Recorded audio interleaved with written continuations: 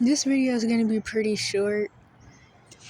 It's just 2 screenshots. I honestly thought there was supposed to be way more than this, but I don't know what happened. It's about basically people being chronically ill, or maybe not even chronically ill, but just having some illness and not being able to get a diagnosis, or they end up getting the mental label instead. And that happens for a couple of reasons. One, if a doctor doesn't know what's wrong with you, I guess they start to feel embarrassed or something, and so then they just try to tell you it's just all in your head. Then there's also this other thing that is more often the case, which is really that, like, these diseases and stuff that commonly come from the food and the water and all of that, they're really made to kill a whole bunch of people. And so, like, when people do have these issues, they'll go to the doctor, and then the doctor will ignore it, and the person won't be able to get a diagnosis until they're in hospice on their deathbed. That's actually really common. And then the third reason is that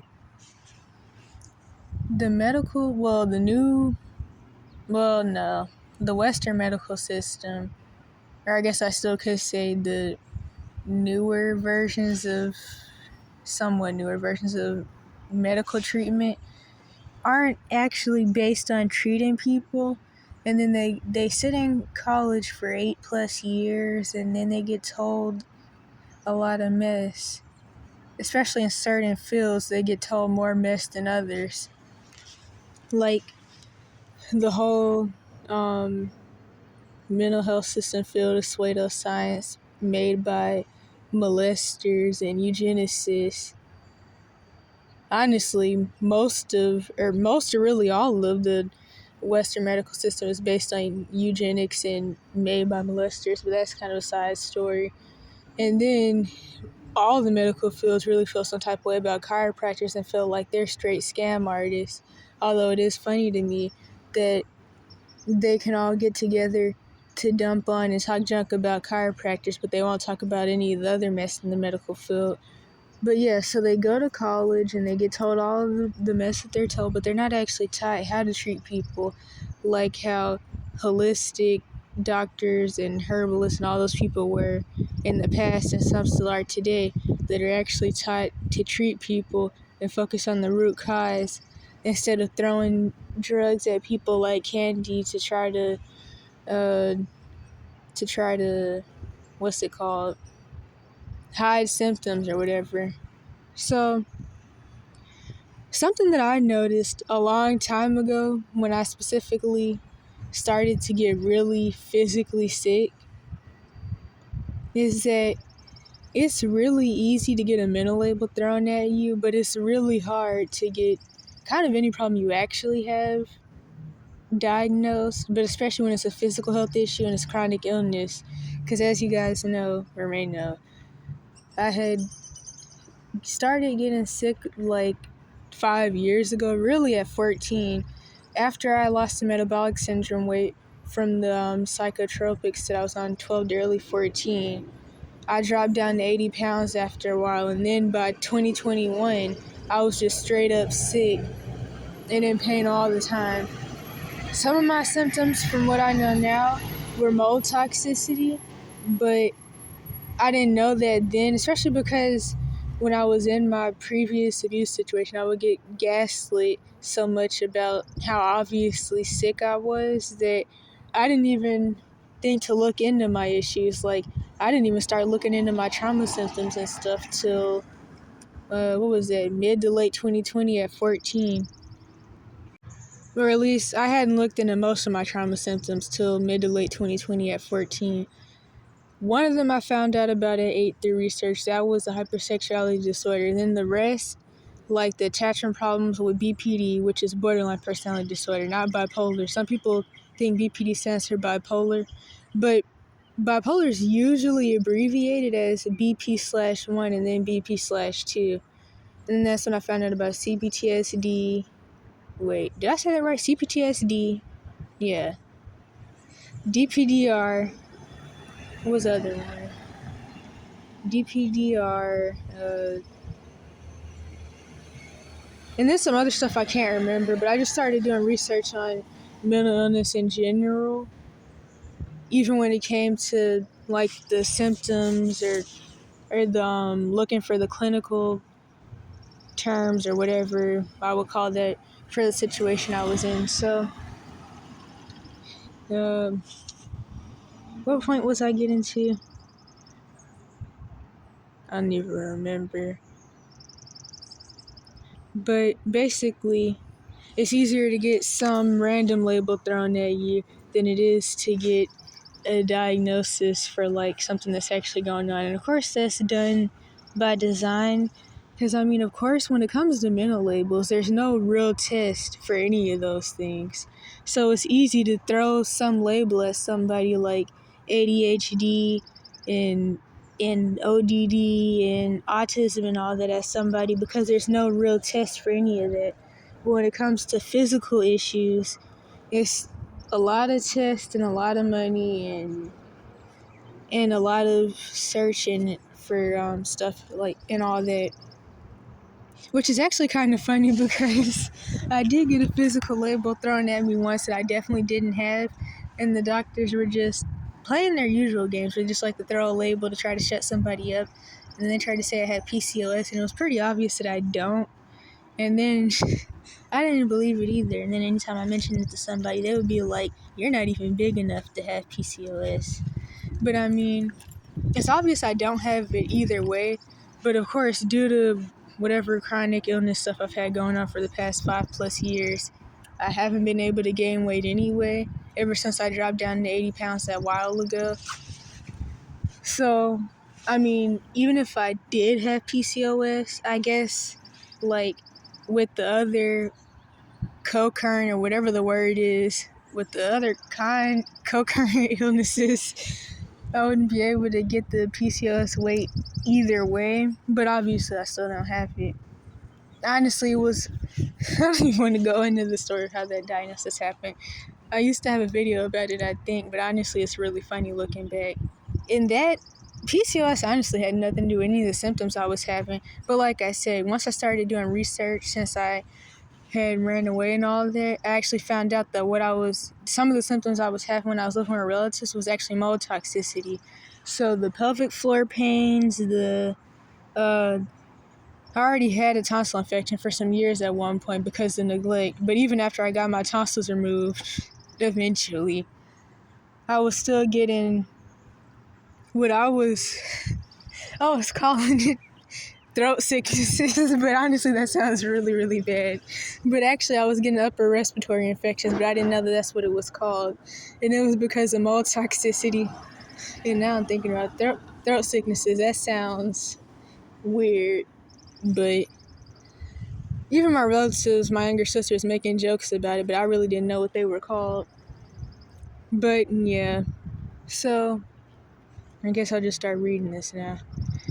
Problem is, when you have chronic health issues, a lot of those symptoms are just part of our daily life, so we wouldn't think to get checked. Honestly, I don't even really think that's the case most of the time. People either can't afford medical treatment, don't have insurance, or they've already been to the doctor multiple times and they keep having people play games with them. Which, by the way, I forgot to mention that I do have a medical advocate now that I had found out about through some resource center. So I'm actually on the path to figuring some things out. I mean, I'm still pretty sure that it's like H. pylori and SIBO, but of course I've had it so long, it already has caused other things. I ran out of recording time and I don't really remember what I last said, but I do know I had mentioned the medical advocate thing. Something else I could say about that is that was the easiest it's ever been, even though I don't really have much experience with actually getting to go in a doctor and actually really talk about my symptoms without bullcrap and chaos and somebody talking over me. But that was the easiest it's been to walk into a doctor and actually get them to put in the request for the test that I need and all that. And of course, like I said in another video, I did end up finding some homeless doctor that didn't check ID and all that, so I had to, of course, lie about my age and my name and all that. But that kind of went left. But either way, even if the doctor would have really checked for everything I was asking for at the homeless doctor, I really feel like, well, for one, they wouldn't have been able to do some of the tests I needed because I couldn't get medical insurance yet, and I highly doubt they were going to pay for all that. And two, it's like, if they were to really start treating me with all the questions that people ask about where my parents are still now, even though they know I'm 18, I honestly wonder, like, how that would have went if I would have had no documents that I could show to actually prove my age and all that. And I feel like that actually could have caused a really bad situation. So I'm actually glad that that homeless doctor was acting trifling and wasn't doing the test that I needed. Which honestly is kind of funny because I really was just asking if I was still malnourished or not. That was the main thing. And then there was the whole thing with the H. pylori breath test, or at least maybe it was a SIBO. I can't even remember which one it was, to be honest. But it came back negative, but I was like, I still was never even told to fast, so it just made me wonder. And then the only other thing he tested me for was celiac, which I already was tested for in the past, I'm pretty sure, but the doctors in Georgia were like kind of beating around the bush about what they were actually testing me for because they didn't want my mom to get mad, which, like I said in another video, is funny because she still ended up withdrawing me from their services because she still ended up getting mad about some other bullcrap anyway. But I had already been tested for that before, I'm 99% sure, and it was negative. And so it's like, yeah, that homeless doctor didn't do really jack I asked for. And this other person responded, and they were like, I had a cousin with weight loss, decreased appetite, etc., was diagnosed with depression. It turned out he had a tumor in his brain. And that's one small example of what I already had went over, which, like I said, I swear I had way more screenshots. I don't know if I accidentally deleted some or what. Definitely find a new doctor, and if a doctor refuses procedures and or testing of any kind, I don't know, wait, hold up. Am I messing this up? This is not making sense right now. By the way, I don't know if this is the same video or not. And if a doctor refuses procedures and or testing of any kind, ask them to make note of denying your request on your medical record. Sometimes that alone will make them do it. I wish I would have knew that trick in the past, but I mean, of course, still due to the fact that people under 18 have no rights, and I was in the type of situation I was, that probably wouldn't have mattered, and they probably just wouldn't have documented that anyway. Because the thing is, when a doctor already knows that you're in a Munchausen situation, and they already know that your parents could care less if you get treatment, like the first time I originally went to the doctor back when I used to have the tonsil infection, and my dad was just saying that I just needed to gargle salt water, and then the doctor was like, well, whatever that lady was, she was like, yeah, just do that. And I was like, I've already had this for over a year already. And yeah, and so that made me end up having to go for, like, what was that? Because that was about 2020, and then, yeah, that made me have to go another, about 2+ years before getting my tonsils removed, which didn't happen until I moved back in with my mom and I was in Georgia and all that. So when doctors see stuff like that, it lets them know that they have a pass to not do anything anyway.